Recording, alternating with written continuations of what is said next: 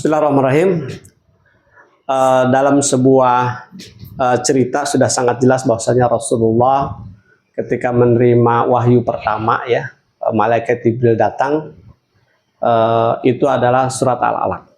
Ya, waktu itu malaikat Jibril menuntun Rasulullah, Iqra, Iqra, Iqra sampai 3 kali. Dan ini ternyata jawaban Rasulullah, karena memang beliau ada sosok ummi, apa ini gitu ya, dalam bahasa Indonesianya gitu ya. Nah, ketika itu ternyata ketika malaikat Jibril menyampaikan 3 hal tadi dengan menuntun membaca Iqra 3 kali, ternyata itu adalah bagaimana strategi kita berbicara tentang Al-Quran selain berbicara tentang literasi. Jadi kita tahu bahwasanya Al-Quran itu bagaimana kita membumikan Al-Quran dan melangitkan manusia. Ketika kita membaca Quran, itu sama halnya kita sedang membumikan Al-Quran dalam diri kita. Dan ini akan dampaknya apa? Melangitkan manusia. Nah, melangitkan manusia dengan 3 cara tadi Iqra. Iqra yang pertama adalah yaitu bagaimana how to read. Bagaimana kita membaca. Jadi Iqra pertama adalah mengibaratkan kita harus membaca Quran, membaca alam, membaca ilmu pengetahuan.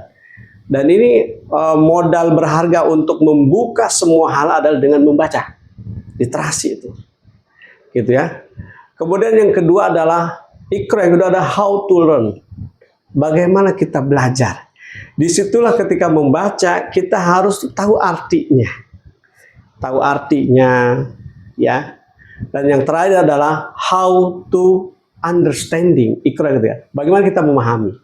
Dan melalui komunitas One Day One Juz ada komunitas membacanya, memperbaiki bacaannya, lalu ada proses kajian-kajiannya, tafsirnya. Ini ada bagian strategi bagaimana kita how to read, how to learn, dan how to understanding. Ketiga hal inilah makna dari kata Iqra yang dibimbing malaikat Jibril kepada Rasulullah. Dengan 3 hal tadilah sebetulnya insya Allah akan terbuka semua hal, ya, dan dunia ini akan bisa menjadi milik orang tersebut ketika melakukan 3 hal ini. Nah, untuk itu tentunya saya berharap kepada semuanya, apalagi di Ramadan, yuk sama-sama, ya, jangan lupa kita, ya, yang sudah dekat dengan Quran, rapatkan lagi lebih dekat. Dan yang belum, hayo kita baca Quran, hayo kita lihat artinya, hayo kita paham, hayo kita amalkan. Mungkin demikian. Barakallahu fikum.